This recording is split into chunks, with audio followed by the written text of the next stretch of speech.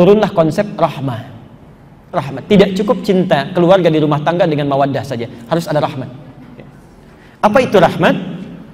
Saya percepat. Rahmat itu perhatian yang dalam. Perhatian yang dalam. Sudah? Maaf. Perhatian yang dalam yang lahir dari ketulusan hati. Yang lahir dari ketulusan hati, itu rahmat namanya. Tempatnya, keadaannya disebut dengan rahim. Rahim. Ibu punya rahim, bapak tidak. Kenapa tempat itu disebut dengan rahim? Mohon maaf kalau ungkapannya kurang tepat atau kurang berkenan. Karena di tempat itu ada sosok yang saking disayangnya setulus hati, ibu rela menderita, yang penting dia tenang. Mending kanan susah, kiri sulit, sakit, perlu dipijit-pijit, yang penting dia tenang. Ya. Makanya kata para sebagian ulama, kenapa bayi itu ketika lahir dia menangis? Hikmahnya karena takut tidak merasakan lagi ketentraman saat berada dalam rahim. Saking disayangnya itu. Insya Allah. Nah, kalau rumah tangga itu ingin awet, ingin bagus, maka dahulukan oleh suami terlebih dari istri itu rahmat. Dorong dengan rahmat. Ya. Bapak mengajak ibu untuk tahajud, jangan cuma karena tanggung jawab saya, dengan rahmat, dengan sayang, tulus. Ibu mengajarkan pada ayah misalnya, dorong supaya mau berjamaah ke masjid dengan rahmat. Ya. Itu akan luar biasa, Masya Allah. Luar biasa. Susah untuk dibagi, Bu, Pak. Ya. Bagaimana caranya? Ini yang mau saya tutup. Quran surah ke-91 ayat 7-10. Dan di sini seringkali bencana di rumah tangga muncul. Karena tidak bisa rahmat dipraktekkan, jangankan 30 tahun, ada yang baru 3 bulan sudah berpisah karena hilang ini nih. Ya. Bahkan disebut oleh Quran, kalau konsep ini dipraktekkan, itu kehidupan tenang, itu luar biasa, gak banyak masalah. Yuk kita mulai. Wa nafsi wa ma sawwaha fa'alhamaha fujuraha wa taqwaha. Pelan-pelan. Saya mau tulis ya, di sini nggak ada. Di sini nggak ada, saya alihkan ke sini.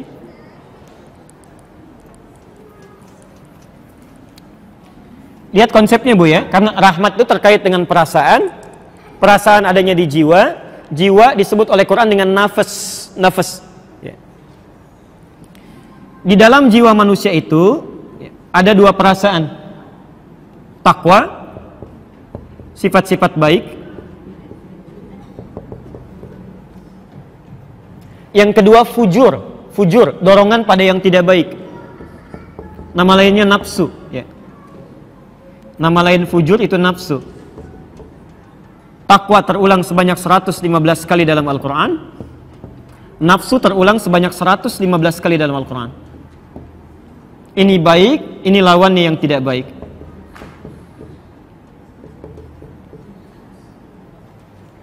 Sekarang fokus dengan saya. Saat Allah mengatakan di jiwa kita ada potensi baik disebut dengan takwa, ya, itu wujudnya bisa macam-macam.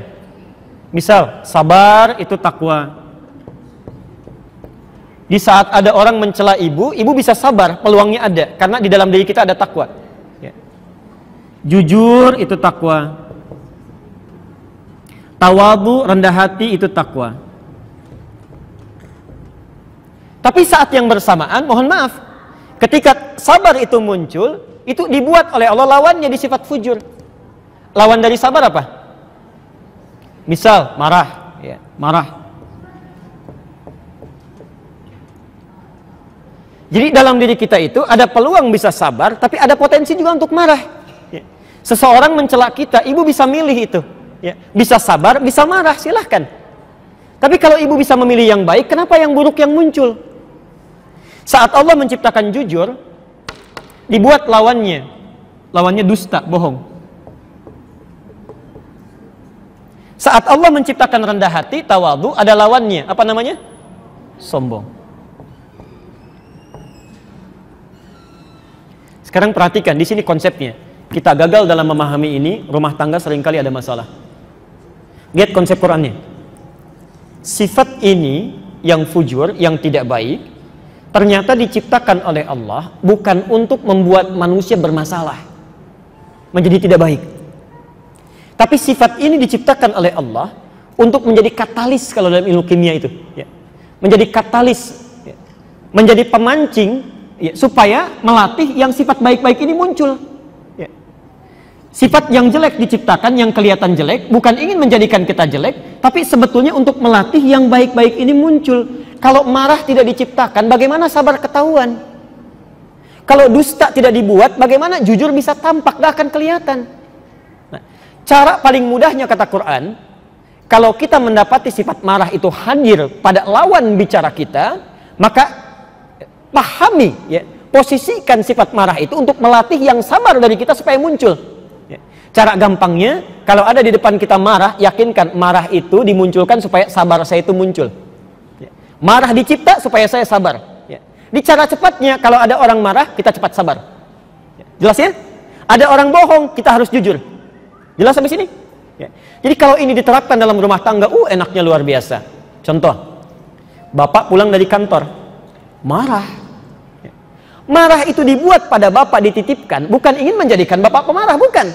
Tapi untuk melatih kesabaran di ibu supaya muncul. Berbahagialah kalau suami sedang marah. Itu artinya sedang dilatih kesabaran. Ya. Ayo sebaliknya, cemberut apa lawannya? Senyum. Bapak kalau lihat ibu sedang cemberut, bapak diminta senyum.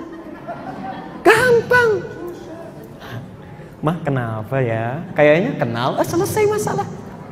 Ini kadang nggak nyambung. Istri cemberut, suami marah, nggak nyambung. Kenapa kamu begitu? Emang kenapa? Mulai masalah di sini.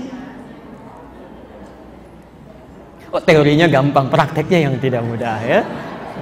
Ustadz juga begitu, sama ya, sama. Makanya jarang ada ustadz ceramah bawa istrinya, jarang gitu. Jarang. Oke. Saya mau berkisah, saya nanti bacakan pertanyaannya setelah ini. Ini pernah dipraktekkan oleh satu keluarga. Ini saya sering kisahkan ini dalam setiap sesi fikih rumah tangga. Kami punya kerabat di Karawang. Itu Masya Allah, soleh, istrinya soleha, punya anak 3. Menerapkan konsep ini sampai sekarang masih nyaman. Pulang dari kantor, saya persingkat, itu suasana capek, lelah, lapar. Istri biasa begitu pulang nyambut depan rumah, cium tangannya, sudah assalamualaikum. Qadarullah masakan belum siap. Kata suaminya, mah tolong buatkan pengganjal apa saja. Istri ke dapur dibikinkan mie, Bu. Karena saking sibuknya lupa, garam buat sayur masuk ke mie 1 sendok, diputar. Itu nyata, masukkan. Apa rasanya kira-kira? Oke. Yang menarik, kalau sudah jadi mie-nya, dibawa, disampaikan pada suami. Pak, ini buat tahan lapar dulu katanya, ganjal. Suami sudah mulai coba, ya. 1 sendokan yang pertama, saya tanya dulu, kalau bapak dalam posisi suaminya gimana Pak responnya? Bayangannya capek, lapar, lelah, dapat mie asin itu gimana tuh? Mama, wah tuh, udah luar biasa ya. Perhatikan, tadi asin mie-nya kan? Asin lawannya apa? Manis. Maka keluarlah ucapan yang sangat manis. Ma, sini sayang. Anak 3 masih panggil sayang. Datang. Saat datang, apa kata suaminya? Lama rasanya nggak makan berdua ya. Sini duduk samping papa. Ibu kalau dibegitukan tuh sama suami gimana rasanya? Belum selesai, belum selesai. Ini nyata. Ya. Belum selesai. Kata suaminya, sini papa suapin. 3. Masya Allah. Begitu disuapi, Allah, begitu disuapi, istrinya sudah tenang-tenang, senyum-senyum, ternyata tahu minyak asin. Bukan tertawa, tapi jatuh, bersujud di kaki suaminya, nangis. Bapak, mama nggak sengaja katanya. Tapi suaminya bagus sekali, manis sekali perilakunya. Mama jangan begitu bangun. Papa kan cuma bilang, lama rasanya nggak makan berdua katanya. Ibu tahu nggak, Pak? Tadinya lapar yang hadir, capek hilang seketika gara-gara persoalan mie asin. Hilang laparnya, masak berdua di dapur, cinta tumbuh bersama, sudah. Enak itu, nyaman. Kalau konsep ini diterapkan, yang kecil-kecil nggak akan diperbesar, yang besar jadi kecil. Seringkali kan persoalan muncul karena cara pandang saja, Pak. Ibu mau kondangan, bawa pakaian 2. Pak, mana yang bagus ya? Yang hijau atau yang merah? Nanya pada kita, kita jawab, kayaknya yang hijau deh, Ma. Masa sih kayaknya merah deh. Katanya nanya, kita jawab masih protes juga. Begitu keluar pakai kuning, Pak. Kan luar biasa itu. Ya, kita sudah komentari kan, itu kan persoalan ya. Baik, saya cukupkan dulu untuk